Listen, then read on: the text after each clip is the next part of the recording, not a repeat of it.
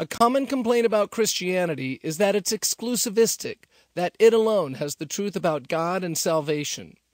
With all the different kinds of people in the world and all the different cultures, how could there really be only one true religion? Aren't all people saved as long as they're sincerely worshiping God the best way they know how? Aren't all religions basically the same?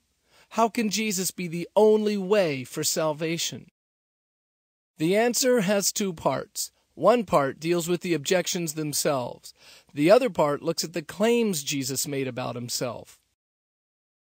When we look at these objections, it's important to recognize that they each reveal a misunderstanding of what truth is and a misunderstanding of the kinds of claims that are being made by different religions. There's an old saying that all roads lead to Rome. This is often used as a way to understand different religions, that they each lead to God in their own way. But one road says God is everywhere. Another says Rome is in oneself. One road says that Rome is unknowable. One says that Rome doesn't even exist. One says that Rome is a specific place and can only be gotten to in a very specific way. And another says it's in a different place and gotten to in a different way. Really, instead of all roads leading to Rome, all roads lead to their own exclusive destination and don't even intersect. They may each even call their destinations Rome, but they don't mean the same things by it. Either one road or religion is right, or all of them are wrong. Two or more competing and contradictory claims cannot each be true. This is because the nature of truth is exclusivistic. When we say something is true, we mean that our belief corresponds to the way the world really is. And we're also saying that every claim that does not agree is false, that the world is not that way. The reason this is important is because all religions make truth claims about who God is and how we can relate to him. And the way we tell different religions apart from each other is that they disagree. Because they disagree, every religion makes an exclusivistic claim. Exclusivism is not only true of Christianity, it's also true of Islam, Judaism, Buddhism, Hinduism, and every other religion. That's why there's no Buddhist Christians or Islamic Hindus. It may be that Hinduism is perfectly open to accepting Jesus into its pantheon of gods, and Buddhists might be willing to allow that Jesus is someone who attained enlightenment. And it's true that Islam is willing to admit that Jesus was a great prophet. But the acceptance of Jesus by other religions does not mean Christianity is uniquely exclusivistic. For Hinduism, Buddhism, or Islam to accept Jesus, they must reject all of what he taught about himself. In other words, Jesus fits into Hinduism as long as Jesus is Hindu.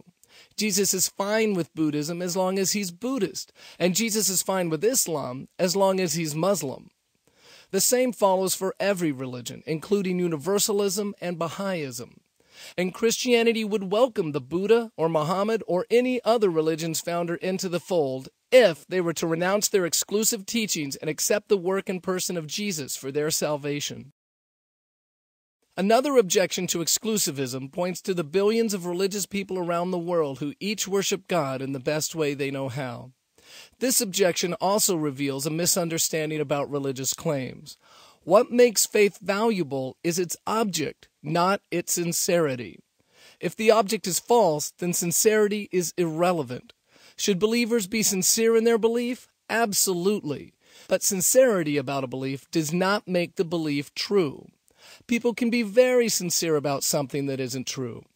Ultimately, this objection is nothing more than an appeal to emotion. No one rejoices that there are many people who have false religious beliefs. But again, it's the object and content of faith that determines whether or not it's true. Having faith in faith is nonsense. Having dealt with these misunderstandings, we see that there is either no way to God or there is only one way to God. Now we'll look at what Jesus taught about knowing God and why it leaves no other way to God open.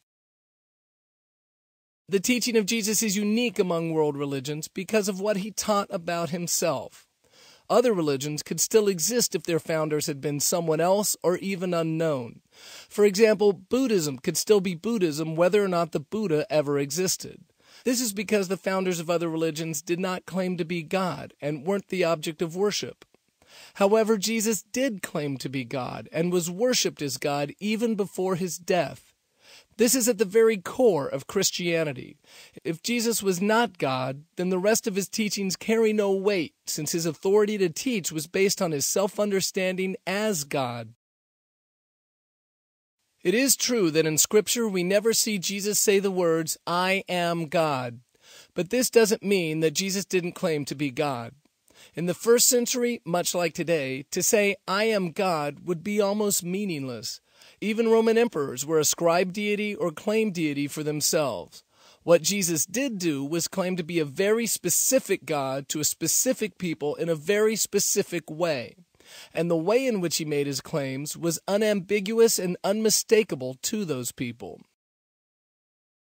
To make this claim, Jesus spoke idiomatically, meaning he spoke in a way that was peculiar to his audience, first-century Jews. For example, consider the sentence, "That cat can wail." If you heard a veterinarian say that sentence, it would mean something completely different than if you heard it from an old jazz musician. Though the words are the same, the idiom provides the framework for the proper interpretation. With this in mind, we see that Jesus claimed to be the God of the ancient Hebrews as revealed in the Old Testament. He made this claim explicitly in ways that would have rightly been considered blasphemous if he wasn't God. He also made this claim in more implicit ways by exercising prerogatives that belong solely to God himself, such as forgiving sins and accepting worship. We'll look at each of these briefly. One of the best indicators of who Jesus claimed to be is the response of his audiences. Their reaction to his words is very helpful in understanding the content of his words. For example, look at John 8:56 through 59. Jesus said to them, "I assure you, before Abraham was, I am." At that, they picked up stones to throw at him, but Jesus was hidden and went out of the temple complex. Why did the Jews respond with such violence towards Jesus? When Jesus said, "I am," he was not being grammatically incorrect. He was claiming the personal name God gave himself when he spoke to Moses from the burning bush. His audience understood this, but did not believe it. Not only that, but they immediately tried to execute Jesus because of Leviticus 24:16, which says, "Whoever blasphemes the name of the Lord is to be put to death. The whole community must stone him." Death by stoning is the punishment for breaking the fourth commandment. Do not misuse the name of the Lord your God. But this is not the only time we see Jesus' audience react this way. In John 5:16 through 18 and 10:30 through 33, the Jews tried to kill him because he made himself God. And in Matthew 26:63 to 66, Jesus' claim to be the Son of God convinced the high priest at Jesus' trial to convict him of blasphemy and sentence him to death. Jesus' response to his audience's response is also telling. He never tried to correct their understanding of his claim. Instead, he tried to correct their misunderstanding of his identity.